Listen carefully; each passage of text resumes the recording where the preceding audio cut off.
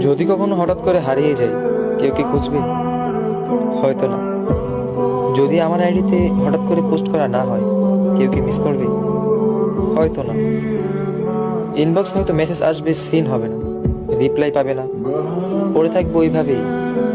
কেউ কেউ হয়তো অপেক্ষা করবে, এই বুঝি আসলো অনলাইনে। আবার কেউ কেউ তো টেরই পাবে না যে কেউ একজন হারিয়ে গেছে। হঠাৎ কারো একটা সময় হয়তো মনে পড়বে যে কে জানি আর নেই। কষ্ট করে নামটা সার্চ করবে, আগের পুরোনো প্রোফাইলটা চেক করবে, আর ভাববে হুট করে কোথায় চলে গেল।